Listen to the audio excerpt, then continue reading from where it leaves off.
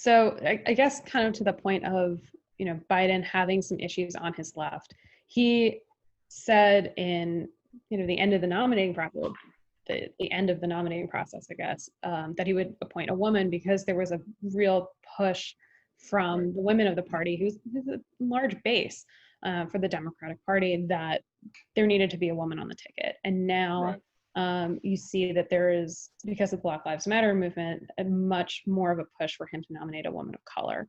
So this isn't just among Democrats. This is from the New York Times, the support for the Black Lives Matter movement.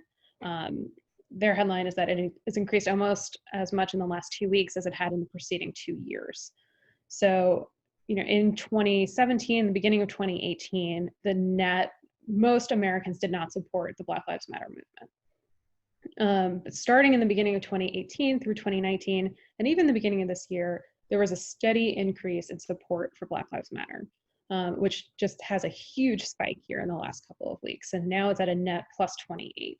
So while Republicans still, I think it's a net negative 39, so they don't support the Black Lives Matter movement, that's still only 39. It was, I think it was in the low 60s before the last 2 weeks. So there's been a huge jump. So even Republicans are getting more on board with Black Lives Matter.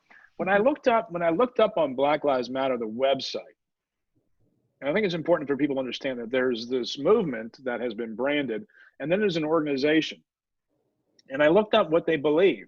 And I don't think a lot of people would support what they believe that goes beyond issues of race, because they get into issues of transgender, gender issues, gender identification, that I think are just out of the lane of what Black Lives, I think, instinctively means to a lot of voters. And is that a potential problem for that organization and the movement when they get out of that lane? I think the concern is really in if people are going to digest this in sound bites. So I think hearing the Black Lives Matter movement is going to be still positive. That message is positive. I don't think as many people are going to really dig into the back end of what they do as probably as we would like. But on the flip side, the defund the police movement is a slogan that supporters say does not fully match up what their intent is, which they say their intent is to heavily reform policing. But when your slogan is defund the police, that's what people are going to hear, and that's what they're going to react to. And frankly, that moved very quickly from Black Lives Matter to defund the police, which for independent voters specifically, and I've done a lot of work with independent women voters, that's going to be a disconnect that Republicans can kind of talk to. It's that, yes, we need reforms. Mitt Romney came out and said Black Lives Matter. Can kind of depoliticize and support kind of the notion of equality, but defunding the police goes too far. And then we get into that law and order conversation, which frankly puts us back on more solid Republican territory, because when we're talking about security issues, those independent voters tend to lean a little bit more right.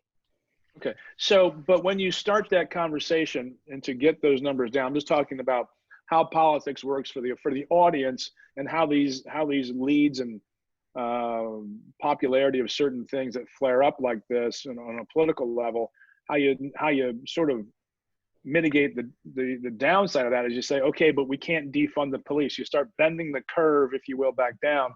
And then in your subsets, can you go back in and see, does the transgender aspect or gender identification of the organization hurt turnout among Black Lives Matter movement supporters who are would that play into that? And again, it's opposition research and modeling that would say, yeah, but we don't want to go out and I'm not going to vote for that,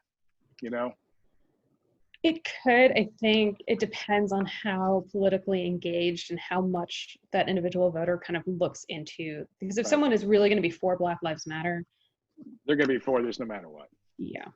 Okay.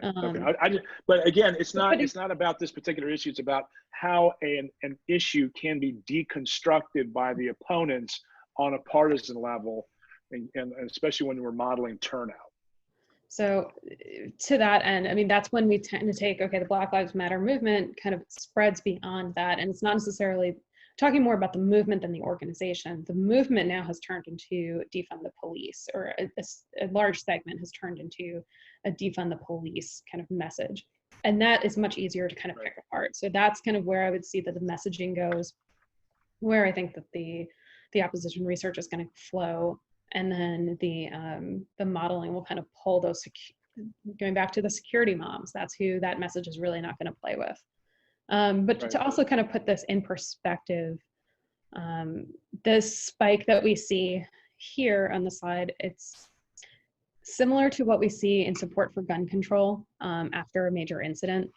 You know, after the Stoneman Douglas shooting, there was a huge spike, or Sandy Hook, there's a huge spike in support for gun control. And then that fell pretty quickly. It kind of reverted back to kind of a stable line.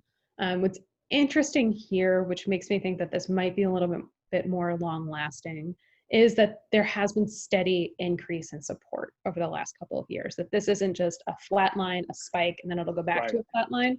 Right. We're seeing kind of like a general upward trend.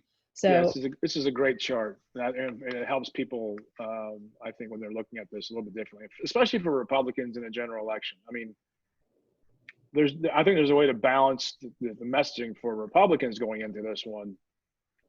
If you take a look at Larry Hogan, you can pretty much, you know, that guy's a smart politician. Where would he line up on this when he's in Baltimore? I mean, he's going to be full square for it, right? Yep. Okay. Now, you know, putting myself on the other side, if I was a Democrat, if I was Joe Biden, I would probably be doing what he's doing, which is, you know, he put out his short list, or they're talking about his short list for VP. And so there are 6 women on it. One is Elizabeth Warren, who I think had to be on it at this point. And I think if you were talking a couple months ago, she would have been the prohibitive favorite. And then Michelle Grisham, who's the Latina governor of New Mexico, is also on there. And then the other 4 are African-American Black women. You've got Kamala Harris and Val Demings, who's a congresswoman out of Florida, who I think are really interesting choices because they both are African-American women, but have a background in law and order. Harris was a prosecutor, and then Demings was a police chief. Right. So is that a problem? For Harris, it was in the primary. You know, but the calculus is a little bit different now. So now I think the left is looking for, you know, I'm not exactly an expert in Democratic politics, but from the outside, it looks that Democrats are looking for kind of an identity, not symbol, and I don't want to say token, because I do think it's more important than that. But they're looking for representation on the national ticket. But they also understand, or they should understand, that someone with more of that law and order background, someone who has been kind of on the police or on the legal side of these issues, is going to reassure independent voters that you know, Biden just didn't put a radical person on his ticket that could take over with all of his issues that we're seeing elsewhere. So it's going to be hard for them to say, you know, because when I was looking at this, the nomination run up, I mean, I was talking to black male voters, and they were saying Kamala's a cop. They just referred to her as she's a cop. And then Val Demings was an actual cop. Mm-hmm. That's going to be a difficult sell, I think, or a more difficult sell versus, say, someone like Susan Rice, who can come in and be national security advisor, you know, to President Obama, bring the team together. I think I think she's got the inside track. I think that brings a lot of baggage also, though, from the Obama era, and from, you know, was the kind of theories in the Trump circles that they were, you know, kind of undercutting his campaign in 2016. But I think the other interesting one is Mayor Bottoms in Atlanta, that she's also on the list. Yeah. So here's the problem with a lot of these folks, though. I mean, especially the mayor of Atlanta, no real governing experience at the national level. When Joe Biden and I'm going to be generous here, has had bad moments. Yeah. Has had senior moments that make you go, oh, I don't think I really want him to be in charge of this thing.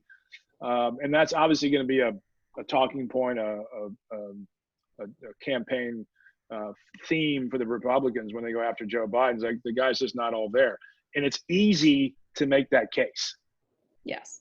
I do think that'll be easy for for that case to be made. So that is the downside to a Bottoms or even a Demings kind of appointment. Right. But it's also on Rice. Like you said, she has the national security advisor side of things, but she hasn't actually run anything. So that they're going to be open, but basically there's a weakness in all of them. There's a Sure. weakness in every single one of them. Sure. That's a tough one to get after. Do they come back and do a Cory Booker? I don't know. I don't think that he can walk back his pledge to put a woman on there. I think he's kind of boxed himself into a corner as far as who this list needs to be, because he did promise that. And I think, again, you're going to wind up, if he goes with a guy, even a Cory Booker, it's going to look like already breaking a promise to the left. And then what is that going to mean, given his lack of, let's say, progressive. He's in enough hot water as it is. Exactly. He doesn't need to kind of turn his back on those promises. All right.